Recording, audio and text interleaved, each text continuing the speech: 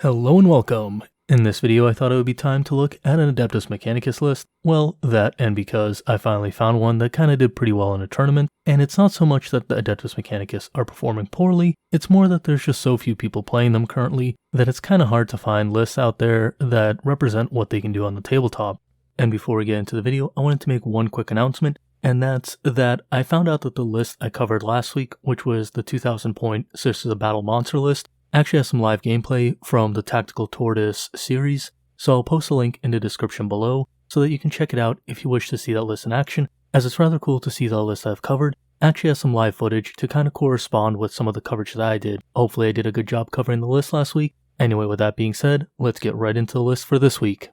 With that being said, the Adeptus Mechanicus do seem to have some mixed results on the tabletop, so they're not necessarily the best army, neither are they the worst army. Though in this case, this list did place 6th place out of 33 players in the Beyond 40k GT series at Blood Games. This event was hosted on October 10th, 2022 in Australia, and the list was played by a player named Jordan Beresford. And as we'll see, this list does not deviate too much from the typical Adeptus Mechanicus playstyle, but it does bring some interesting things to the table that is a bit different than the previous list we looked at, and I think it's still good to kind of take a look at some of those variances.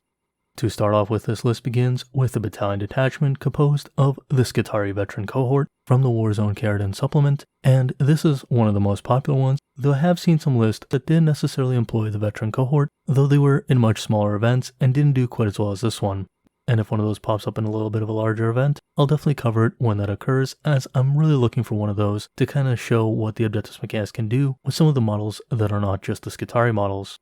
In any case, this battalion utilizes the Forge World of Mars, which does deviate a little bit from the standard Lucius that we see in many cases. However, Mars is the second most popular Forge World, and there's pretty good reason for that considering that the universal benefits it offers is that the Skitarii gain the Canticles of the Omnissiah, which does give them access to more universal buffs, making your units all the more stronger when fielded on the tabletop. In addition to that, it gives them some minor reroll benefits, which is always nice to have, but is not necessarily crucial with the larger units that the Adeptus Mechanicus army lists have seen lately. That being said, don't forget that the Mars Forge World also offers a very powerful stratagem that can generate quite a few mortal wounds with the amount of shots that Admech forces can put out within their various lists. In any case, if you want to learn more about the Mars Forge World, do check out the description below for links to the video that I did specifically on the different Forge Worlds, which will give you a better idea of how they work and what some of their applications are. With that being said, let's dive right into the list itself. This list begins off with its HQ choices, as all battalion detachments do. The first of those HQ choices being a Skitarii Marshal, and as a Skitarii Marshal must be the Warlord within a Skitarii veteran cohort, this Marshal has been made the Warlord of this army list. And in addition to that, the Marshal has been given the all-popular Exemplar's Eternity relic. This relic allows the Marshal to give units a reroll both to their hit and wound rolls as opposed to simply their hit roll. This definitely makes the Marshal a lot more powerful, though this relic has fallen off a little bit in most modern lists due to a limited number of Marshals that you bring within an army, thus making it a bit more of an oddity to see within this list. However, the reason this Marshal can be afforded the Exemplar's Eternity, which is a very powerful relic, is that this list actually brings 2 Marshals, as the second HQ choice is yet another Marshal. The second Marshal has a more common loadout, starting with the all-popular Warlord trait known as Calculate Without Diversion. This trait is very good as it offers you a command point reduction on different stratagems found within the veteran cohort, given that they have certain other conditions met. Considering how command point hungry the Adeptus Mechanicus are, this is a very powerful stratagem for a list such as this. As for the relic, it's also an incredibly powerful one, and the one that kind of has overtaken the Exemplar's Eternity being the Cantic Thrallnet. And the Cantic Thrallnet essentially allows you to give double Doctrinas to a single unit of your choice, and as such, usually you're going to prefer this one over the Exemplar's Eternity if you're limited to one Marshal.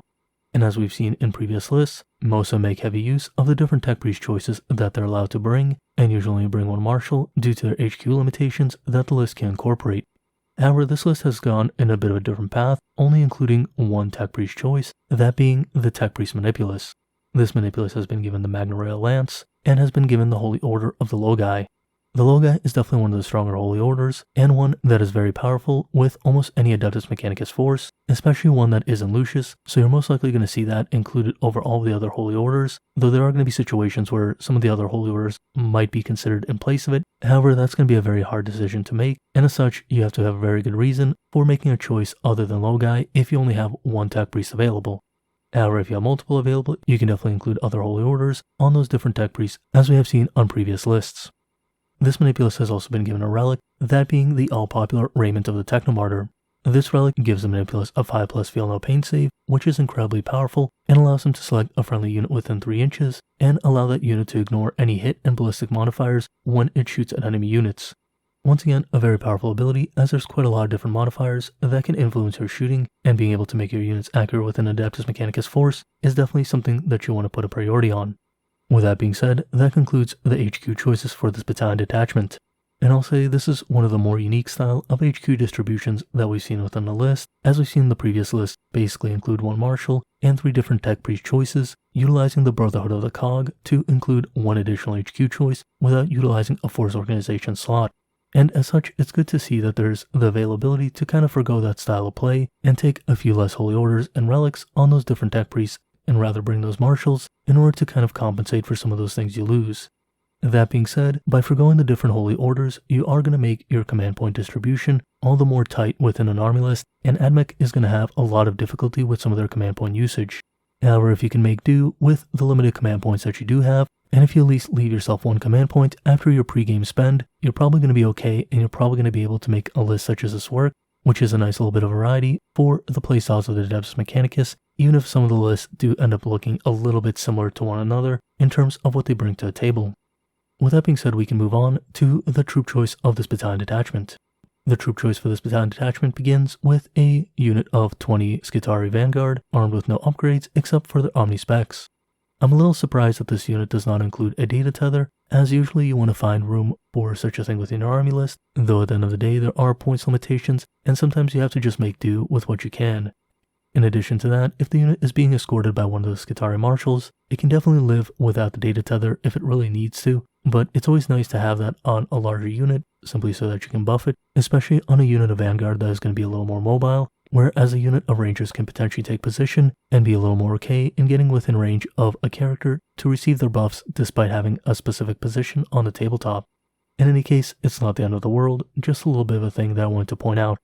Continuing on for the troop choice of this list, the following 4 troop choices of the list are composed of 5 Skitarii Vanguard each, with no upgrades given to those units.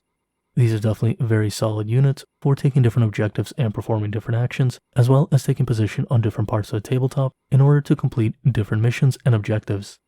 I do think this is a decent enough troop choice, as you have that big block of Vanguard in order to be your output unit as well as just a general good unit for your army, while you have those small units of Vanguard in order to take different positions. That being said, I always like the inclusion of a large unit of Rangers as well, so it's not necessarily the playstyle I would go for in most cases, as I just prefer those Rangers more than the Vanguard, but it does show that you can kind of have that optionality to build in different ways instead of having to build one way or the other. But once again, I do think there is definitely a benefit to maybe splitting up some of the units so that you can have maybe a unit of 15 Vanguard and a unit of 15 Rangers, and then maybe having 2 more units of those 5-man Vanguards as opposed to kind of having the split that you have here. However, that being said, that doesn't mean this list is wrong, it just means that my preference is a little bit different than this player's, and that's completely alright because at the end of the day, Warhammer 40k is a very complicated game, and there are plenty of different ways of building a list that are very valid and very playable even at a tournament level. Moving on from the troop choice, we come to the lead choice of this battalion detachment. The lead choice is somewhat standard, but it does have some interesting distributions in terms of what it brings and how it chooses to utilize this unit type choice. The lead choice begins with a unit of 9 Ruststalkers being armed with transonic blades, and the principal of the unit has been given a relic known as the Temporocopia.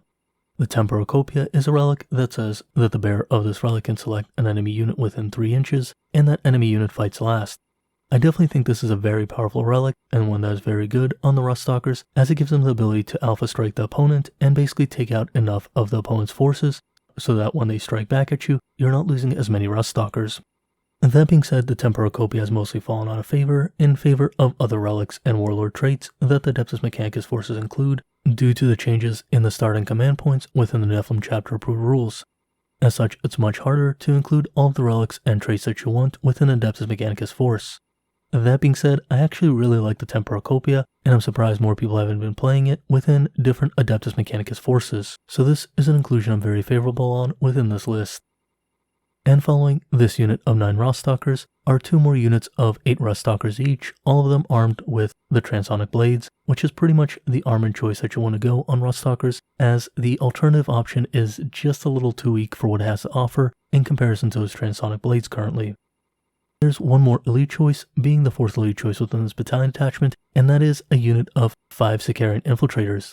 The Infiltrators do definitely still see play, though they definitely taken a backseat to the Rust Stalkers in popularity, and their inclusion tends to be a little more minor, as we see within this list. Though that being said, I definitely think they have a lot of potential within the game, and I do think they offer some interesting things that are a bit unique to the Admech forces, though do note something like the Taraxi Sterilizers can definitely give them competition, and in general the Rust Stalkers are going to give you a little bit more of that focused energy that allows them to perform a little bit more of a unique role within the forces of the Adeptus Mechanicus.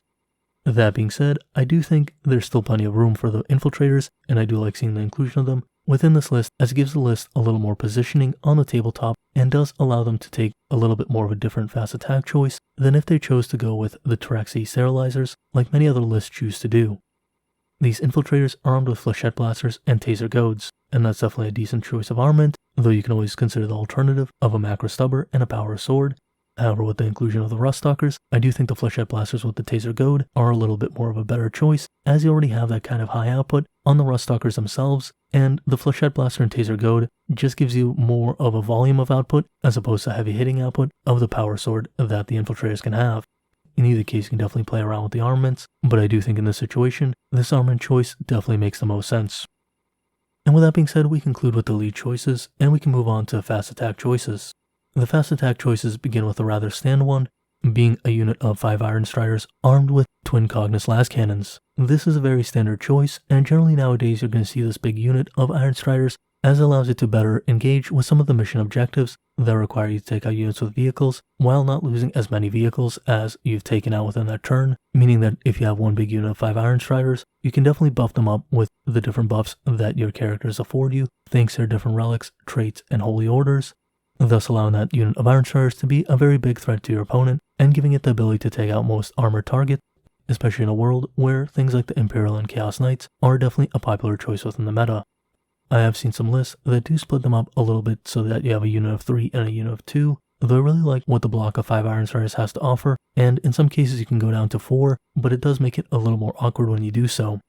However, that is a rather expensive unit to field, and one that has a very big footprint, making it sometimes a little bit awkward to maneuver on the tabletop. That being said, with a little bit of practice, you can definitely rather quickly get used to positioning that unit of Iron Striders to maximum efficiency. Now for the second 2 fast attack choices, this list does stray a little bit from the norm in terms of what we've been seeing within Adeptus Mechanicus forces. Instead of bringing small units of Cerberus Raiders, or bringing some units of Taraxi Sterilizers, this list opted to bring 2 large units of 6 Cerberus Raiders each. These Cerberus Raiders can definitely take a lot of positions on the battlefield, and do have enough output to be rather annoying for medium armored targets and light armored targets that your opponent might have. In addition to that, if an opponent is relying very heavily on what's otherwise kind of squishy characters, the Cerberus Raiders can definitely take advantage of those. I am a little surprised to see 2 units of 6, as that is a bit of a heavy inclusion, though I can definitely see the utility of them, and I definitely can understand the logic behind including them, as they do offer you enough optionality in positioning and kind of the different abilities that they have, that they're definitely a perfectly fine unit, and it's nice to see them kind of make a return within a list like this, whereas before they kind of fell off a little bit, and have mostly been seeing play in about a unit of 3 of them, just as kind of a small utility unit, and have been mostly kind of surpassed by other unit choices. However, they can still very much hold their own, and as we can see here, that including large blocks of them is not necessarily a bad idea, it's just one of those decisions you have to make for yourself, and then kind of determine if it makes sense for the army list that you're playing. Now this list does not conclude here, but includes one final choice, that being a transport option, being a Scorpius Dune Rider. The Dune Rider is once again one of those units that's a little bit niche, as it kind of fell out of favor going into 9th edition, not only because it saw a bit of a points increase, but a lot of the models that you want to include in it are now more favorable within larger squad sizes, such as the Skitarii troops going into larger unit sizes, and some of the smaller units, such as the Electro Priests, falling out of favor within the meta. In addition to that, generally things like Rust Stalkers and Infiltrators, as well as Taraxi, can still position themselves due to their higher movement speed without really requiring to go within a Dune Rider. That being said, the Dune Rider did see a buff going into 9th edition by having its transport capacity increased to 12 models. Though with that being said, I do find a little strange that there isn't a unit of 7 Rust Stalkers, but rather all of the units are 8 or more. The reason I find this a little bit strange is if you had a unit of 7 Rust Stalkers, you could essentially put that unit within the Dune Rider if you so desired, along with one of those units of 5 Vanguard, thus giving you the option to essentially transport a unit of Vanguard and Rust Stalkers into position, where the Vanguard can debuff units with their aura ability to make their toughness a little bit lower, thus giving the Rust Stalkers a little more opportunity to take out the enemy unit. The Rust Stalkers do have a decent enough mobility, so you can definitely run them up alongside the Dune Rider that might be fielding a couple units of Vanguard and a character, thus giving yourself a little more opportunity to make one of those longer charges with one of those units of Vanguard, as opposed to having to rely on a single unit making a charge. In either case, there are a few different options that you can include within the Dune Rider, thus giving you some versatility in terms of how you transport your units. However, that being said, I don't know if it's the best unit within the list, or one you can replace with a different option from the different unit types. In either case, I do think the Dune Rider is a perfectly fine model, and I do think it might be one of those models that's a little bit underrated, simply because of how the playstyle of the Adeptus Mechanicus evolved within the 9th edition, especially with all the different changes, making it a little hard to include some of those units, though definitely benefit from the Dune Rider itself. In any case, if you like this list, let me know in the comments down below, and what kind of changes would you make, or has this list given you any kind of inspirations when building your own lists? I definitely look forward to hearing it, and I'll definitely keep an eye out for a list that breaks away from the Skitarii veteran cohort, as it's definitely something I've seen popping up a little more often. However, it's usually in very small events, as I mentioned, so it's kind of hard to get an idea of how good the list is versus it just being like a 6-player event where the list might have kind of come in the middle and it doesn't really give me much information in terms of how it did. Anyways, as always, thank you for watching, and as always, I want to give a big shout out to my patrons. You guys are really awesome people and really do help support the channel. In addition to that, I would like to say, if you know anyone who may benefit from this content, please do share this video with them, as it not only helps the channel, but it also helps them out as well. And if you've enjoyed the content, do subscribe and like for future videos from this channel. Thank you for watching and have a great day. Bye.